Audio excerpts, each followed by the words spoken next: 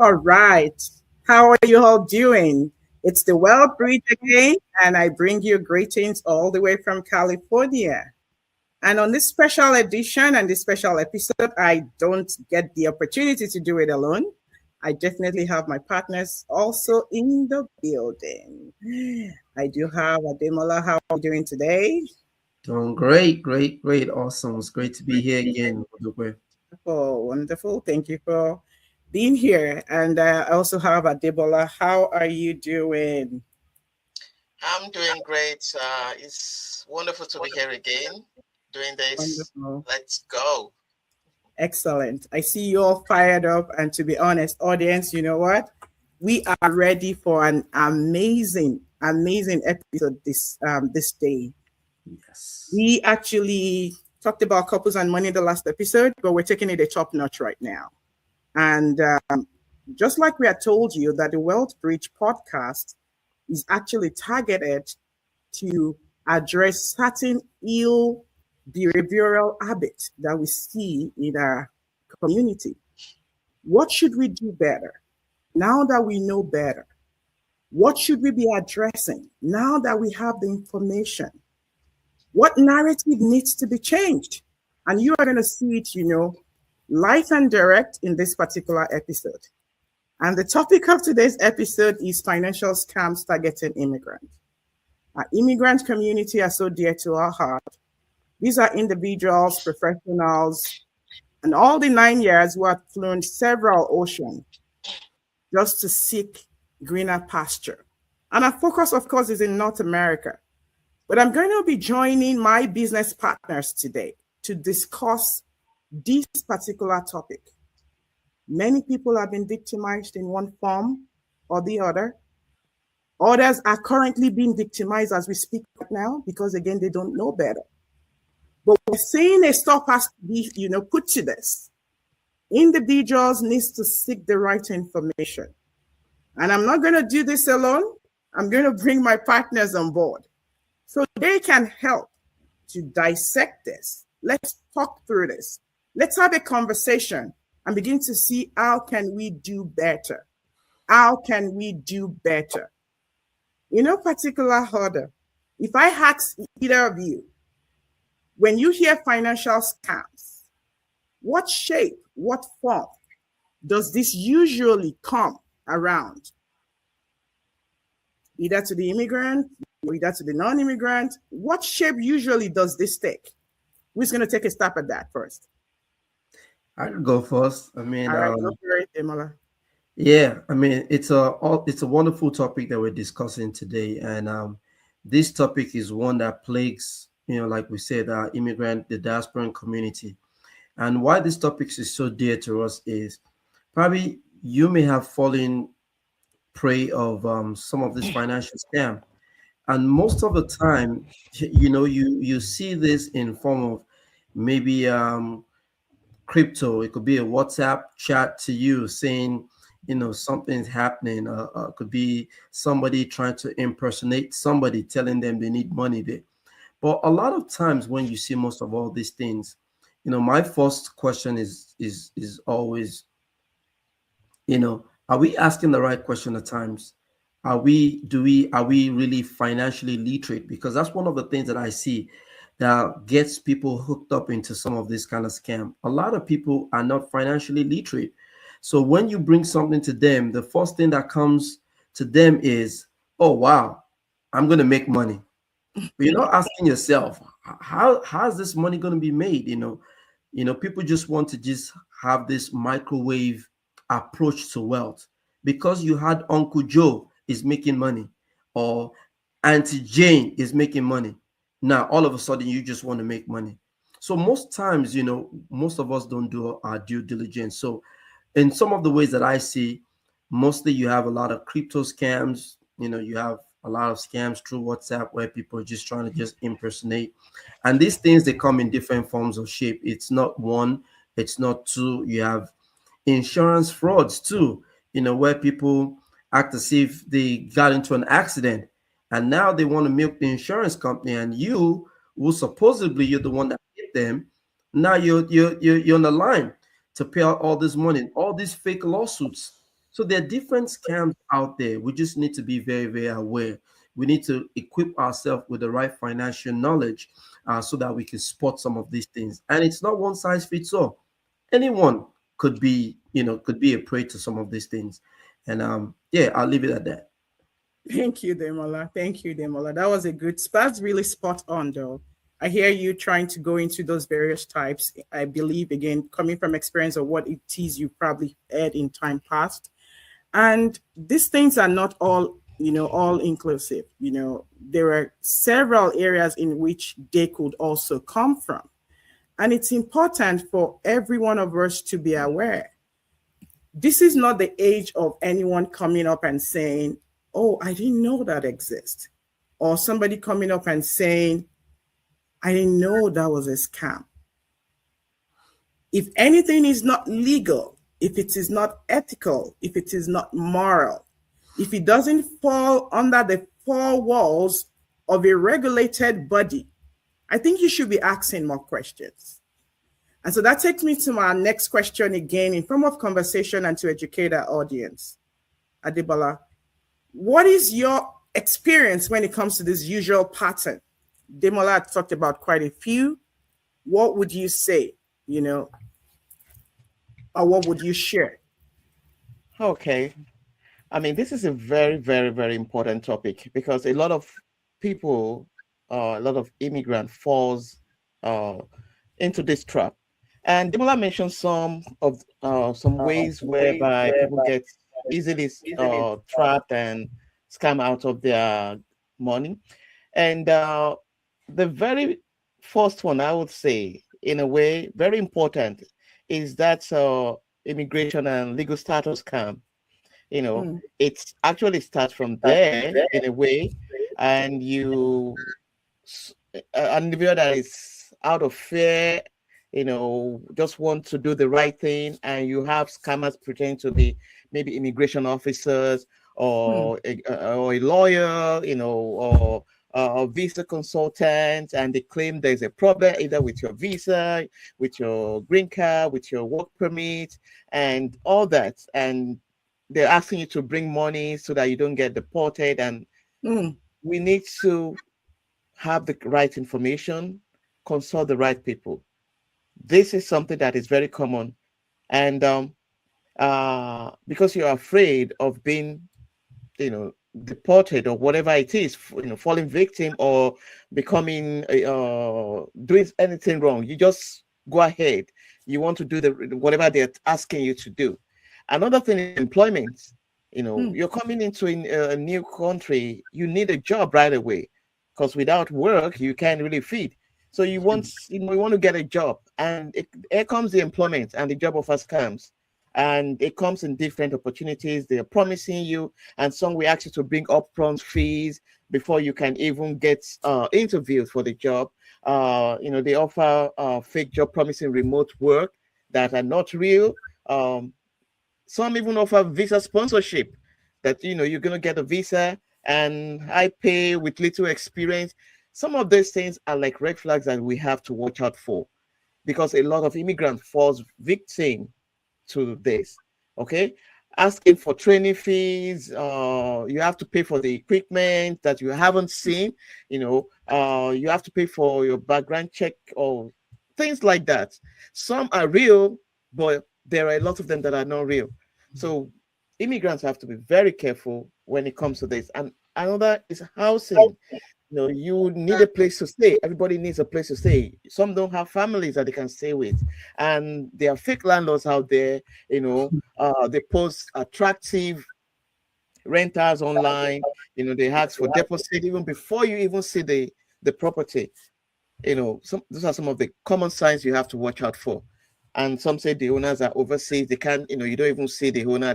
I'm representing the owner. You can't meet the person. You can't meet them in person. You have to talk to them over the phone. So we have to be aware. We're just saying all this so that we can bring awareness to some of these scams that immigrants are liable, that they're likely to fall to. And we don't want that to happen. We've seen some of these things around, and they are still here. So we have to be very careful. We have to watch out for these red flags, and we have to seek information from the right sources. Okay, so I will stop now. So wonderful, wonderful. That was a whole lot of mouthful. I appreciate that, Debola. Thank you so much. I like the two perspective in which both of you had explained that for. And a lot of people, as we speak right now, a lot of people are actually facing or undergoing this. Yeah. And that's the reason why we're bringing it to the board. We're saying we need to start nipping things in the board. These things are real. Don't fall victim. The same way these individuals scamming people are out there, being vocal about whatever it is they're doing, right? But we don't have anybody talking about, be aware, make sure you're not falling into that particular, trap that is being set out there, which is why we're having this conversation. So I like the fact that you went through, talking about even rental as far as job seeking. When exactly are we going to be able to pull the money together? Every immigrant that found themselves in North America today came for one singular reason. In search of what? Greener pasture. And so when they are now faced with this so-called heel behavior, their hard-earned money is being gradually taken away from them, and they are being stripped naked. What is going to become of them? And that takes me to the next question, which I would like for us to look at from an angle of not necessarily just coming in as an immigrant, but maybe now you're settled and you're trying to build wealth gradually. And opportunities have been, just out there flanging at you. And then all those opportunities are there staring at you. Many people, Debola, are falling victim of the so-called opportunities that came in disguise, the sheep clothing. But in reality, it is in wolf's clothing. And so many people have been so victimized, and they say, you know what? I have learned my lesson. Once beaten, some of them don't even say twice shine. They say thrice shine. I don't want to hear any opportunity. I don't want to know any opportunity. I don't want to feel any opportunity. I feel them. I understand how they feel. Now, but while these people are feeling the same way, real, genuine opportunities are passing them by. What are your thoughts? How can we help these people? What would you like to say? If somebody of that nature is in the audience listening to us right now as we speak, who's going to take a stab at that? One thing that I've come to understand that the reason why most people are not equipped with the right information is because they don't ask the right questions. And if you never ask the right questions, you never get the right answers. One avenue that most people don't explore is financial literacy. A lot of us, we go to school, we get all these fancy degrees, and still we really don't even understand anything about money. For the most part, all most of us know about money is we go to clock in to exchange our time for money. And that's the most people know. Most people don't even understand how money works. Most people don't even understand how money grows, And these are some of the things that we need to be mindful of when we start to see some of these red flags, because you're equipped with that knowledge, meaning financial education. And three of us on this, platform, we're all financial educators. And there's so many things that we've learned. We keep teaching, people and our clients and people within the community of some of the things they need to identify when they see these things. So for me, I think the biggest thing is financial literacy. A lot of times people are not equipped with the right knowledge, so they are not informed to make the right decision. So if you're out there and you feel like, you know what, this sounds too good to be true, my question is, what due diligence have you done? Look for books, look for podcasts in the area of that thing you want to explore. I mean, not everything we hear on YouTube or several podcasts is true, but at the same time, by the time you do your due diligence, by the time you go through 3-4 materials, something will start to add up. And this is some of the ways for you to identify. Look at these companies. Are they legit? How long have they been around? If anybody's telling you, oh, come invest in some company or come do this with this company, the first question is, it's not a scam. Do your due diligence. Ask yourself the right questions so that you don't fall victim. But most people are so carried away with what's in it for me. You know, once that's the only thing you're thinking about, what's in it for me, then most times, like they say, not all that glitters is gold. So be careful and don't miss out on opportunities because, oh, you got beaten before. The only thing you need to do is learn from the past. Just learn. That doesn't stop you from investing. Just learn. Look at the mistakes you learn from your old, from whatever didn't work for you, and pivot. Get more education. Get more understanding, more knowledge in that area, and launching.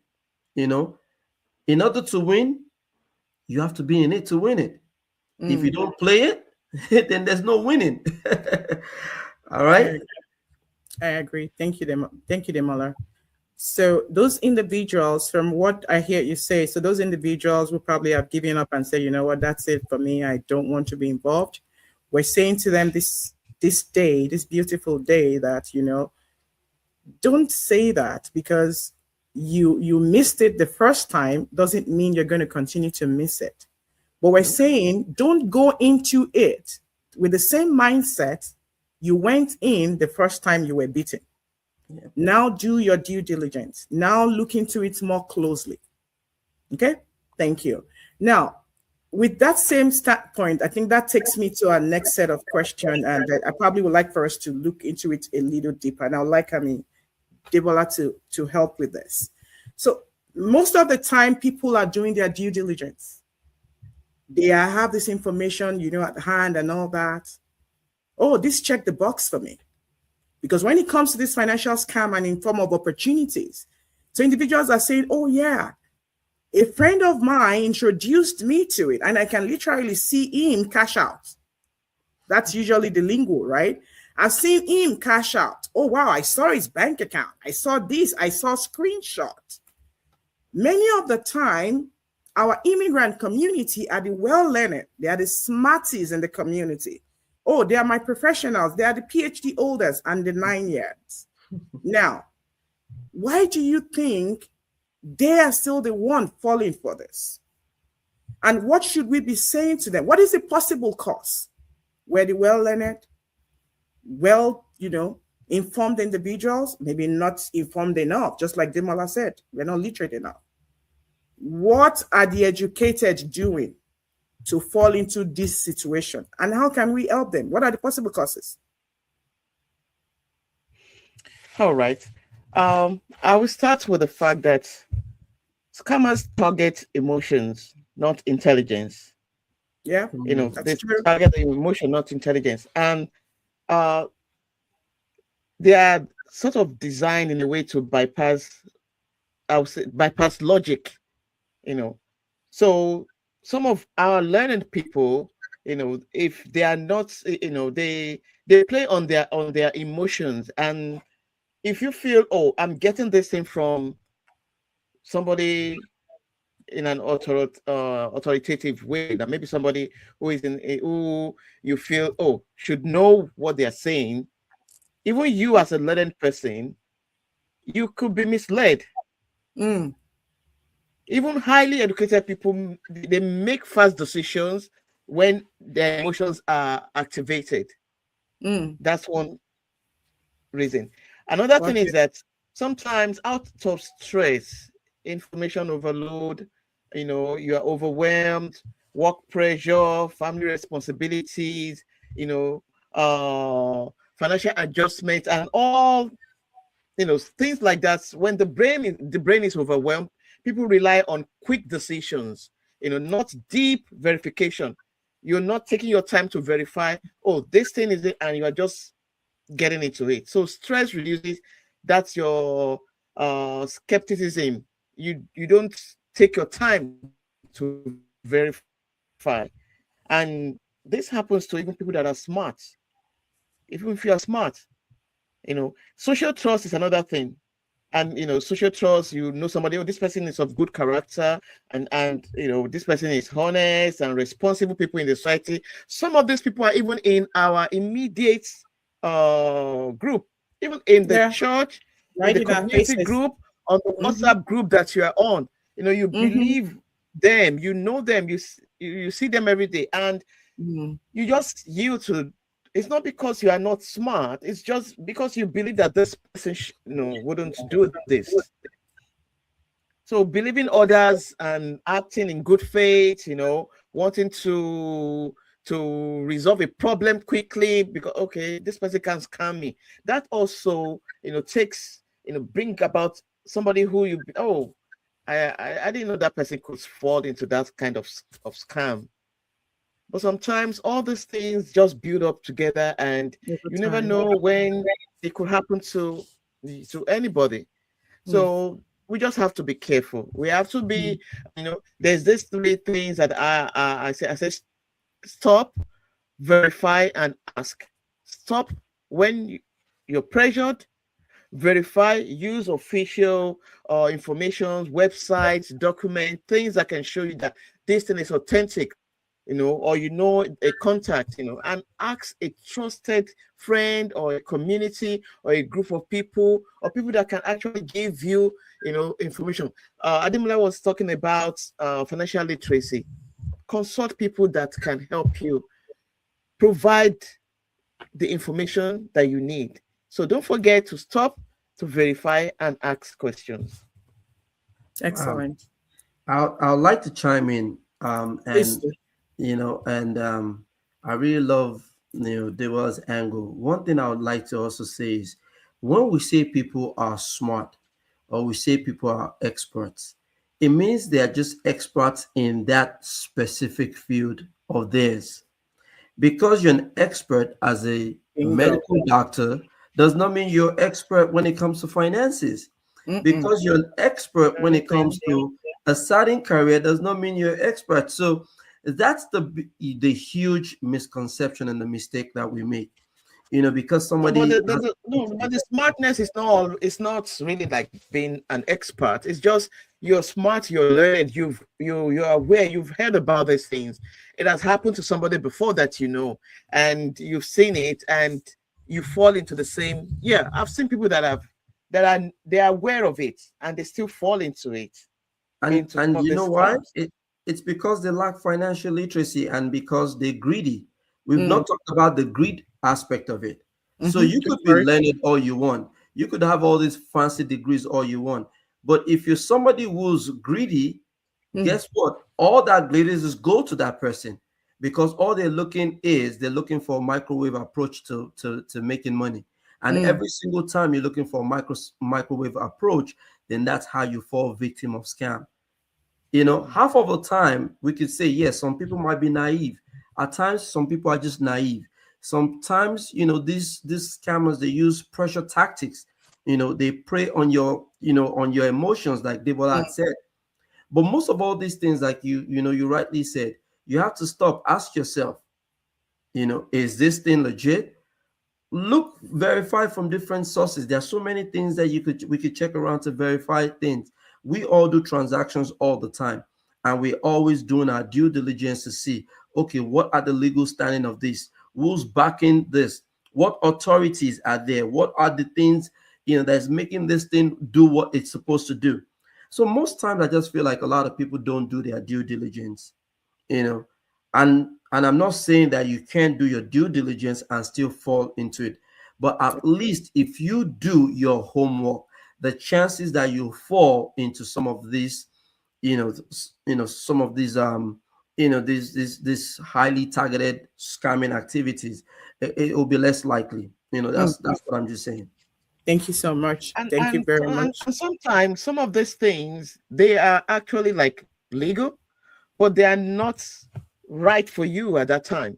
If somebody is telling you to come and invest a particular amount, and that's just like maybe a 3/4 of what you have, and you just dump it there, and at the end of the day, maybe the investment doesn't go the way you expected it. it doesn't mean that the person has scammed you, but it's just that, you know, seeing the money, oh, I'm going to get this. You know, it may be a real, but sometimes things just doesn't work the way you expect. That's why we have to be careful. We have to, you know, to think twice. Is it the right thing for me to do now? Is it not? Don't just look at the money or what the outcome is going to be. You have to make sure that you are making the right decision, and that's why the financial literacy comes in. Wonderful, wonderful. I heard both of you, and something came resounding out, and the word is financial literacy. And in all honesty, financial literacy is not taught in the four walls of the classroom. That is why it's becoming, you know, very important that each individual start having these conversations even on their dinner tables. Start having this conversation, right, with individuals who know what they are doing. Another thing I heard both of you talk about that was really loud and clear, which I believe our audience, you know, would definitely also be listening to. And if you're watching us right now, do us a favor, put in the comment. Have you been, you know, exposed to scams in time past? Or have you been so lucky that you haven't been? What are your, you know, what are the nuggets you like to share? What has helped you? What are you currently doing to make sure that, you know, you stay away from this lane? You don't get into the trap that individuals are, you know, throwing at you. Deborah talked about, you know, certain investment might not be right for you at a particular point in time. And I think that's where the word risk and reward comes to play. We're not talking about investment tonight, but to be honest, for any investment you enter into, you need to understand what is your risk appetite. You need to understand what is your risk preference. Are you willing to take that risk? But our focus tonight, narrow focusing on those scams, things that are not legitimate at all, that are not ethical, but these people are out there just to strip you naked of your hard-earned money.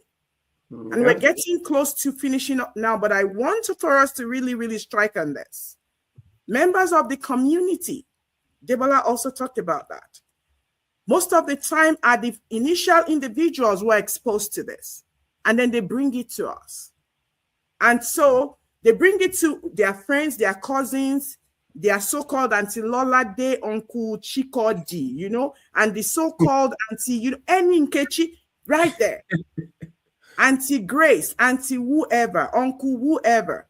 And so Auntie is saying, Uncle is saying, so and so brought this to me. I believe him. I trust her. And then they follow suit. What can we tell these aunties and uncles out there? Majority of them fall into the baby boomers, the Gen X. They are getting close to retirement. And so they are telling themselves, time is already gone. How can I make up for lost time?